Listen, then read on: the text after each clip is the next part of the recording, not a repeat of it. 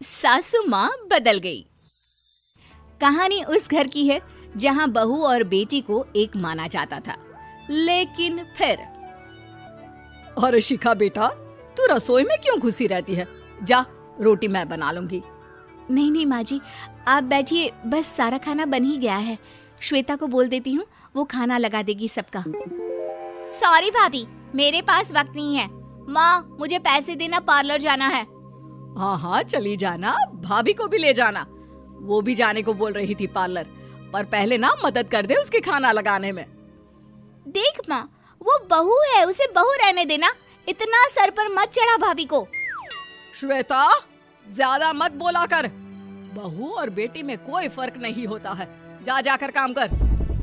ननद को माँ का भाभी से इस तरह प्यार करना बिल्कुल अच्छा नहीं लगता।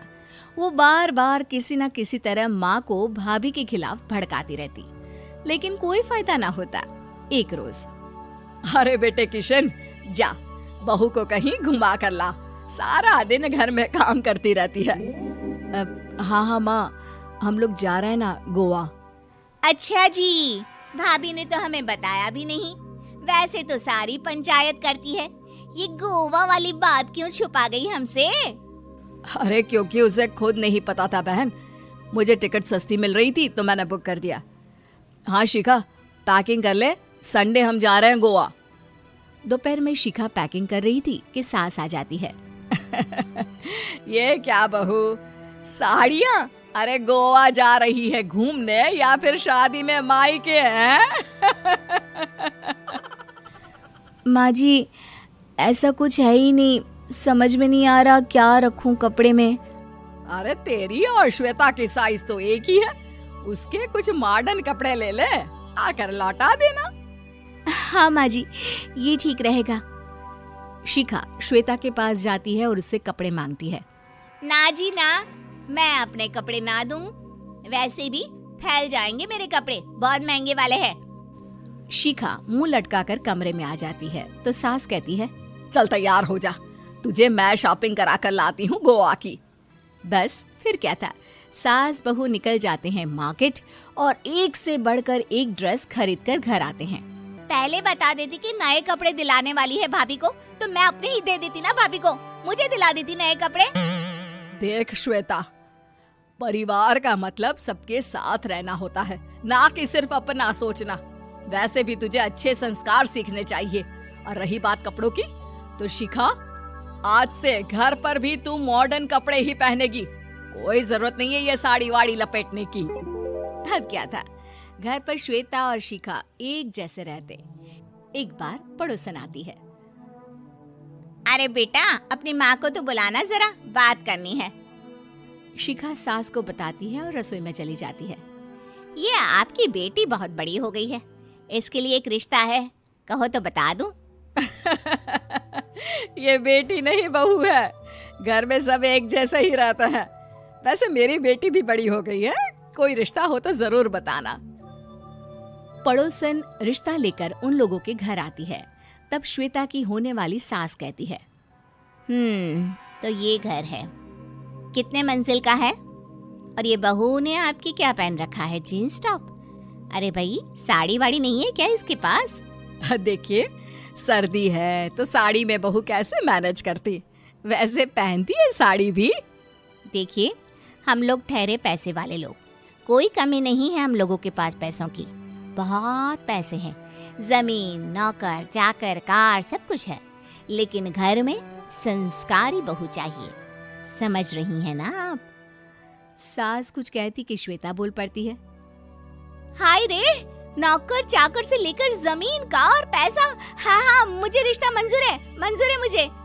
अरे रुक जा श्वेता, मैं बात कर रही हूँ ना। देखिए, हम लोगों के घर इतनी आजादी नहीं मिलेगी।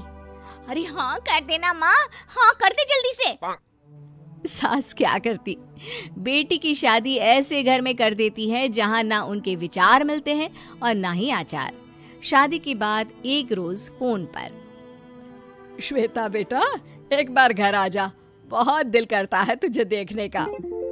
माँ, वो घर पर बहुत काम होता है, कैसे आऊँ?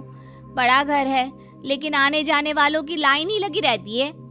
बेटा मैं तो जानती थी उस घर का हाल, लेकिन तू ही नहीं मान रही थी। माँ देख, हर घर का यही हाल है। तेरी बेटी को यहाँ घूंघट हटाने की परमिशन नहीं है और एक तरफ भाभी स्कर्ट पहनकर घूम रही है। बेटा मुझे क्या पता था कि मेरी बेटी को ससुराल के नाम पर पिंजरा मिल जाएगा। अच्छा माँ, फोन रखती हूँ, सास को गर्मा गर्म रोटी खिलानी है। तुम लोगों की तरह नहीं कि एक रोटी बनाओ, एक सब्जी बनाओ, फिर सारा दिन फ्री होकर घूमो।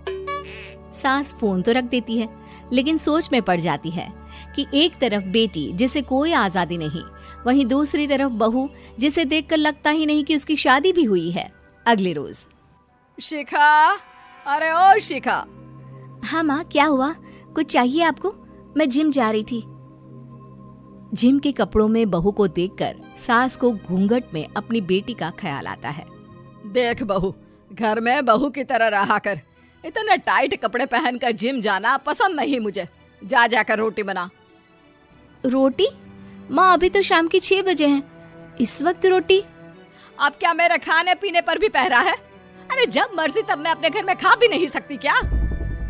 बहू को अजीब लगता है। वो समझ नहीं पाती कि जो सास कल तक इतनी सपोर्टिव थी, उन्हें अचानक से क्या हो गया। वो किचन में जाती है, गरम रोटी के साथ 2 तरह की सब्जी, रायता, सलाद सब लेकर सास के पास आती है। माँ जी, खाना। इतना सारा खाना? राक्षस समझा है क्या मुझे? रोटी मांगी थी मैंने गर्मा गर्म बस। पर माँ जी, रोटी खाती किससे आप? सब्जी तो बनानी थी ना। अरे भूख मर गई मेरी तेरी बहस से। जा जाकर काम कर, अंदर पूरी रसोई साफ कर। बहू अंदर चली जाती है। थोड़ी देर में श्वेता घर आती है। अरे शिखा जल्दी से चाय ला, पकवान बना, मेरी बेटी आई है। अरे नहीं नहीं माँ, ड्राइवर बाहर खड़ा है। मैं तो घर का कोई सामान खरीदने के बहाने यहाँ आ गई हूँ, मुझे जाना होगा। अरे बेटा, पर कितने दिनों बाद देख रही हूँ तुझे, रहने आ जाना 2-4 दिन के लिए। आ जाऊंगी माँ, जब मेरी सास मरेगी तब। मैं तो रोज मन्नत मानती हूँ कि मेरी सास मर जाए तो अच्छा है। अच्छा चल, जा रही हूँ माँ। हे भगवान, कैसे कैसे दिन देखने पड़ रहे हैं मेरी बेटी को। सास अंदर जाती है, जहाँ श्वेता की जिम वाली सहेली का फोन आया होता है। क्या बात है, आज जिम नहीं आई? अरे पता नहीं यार, आज माँ को क्या हो गया अचानक।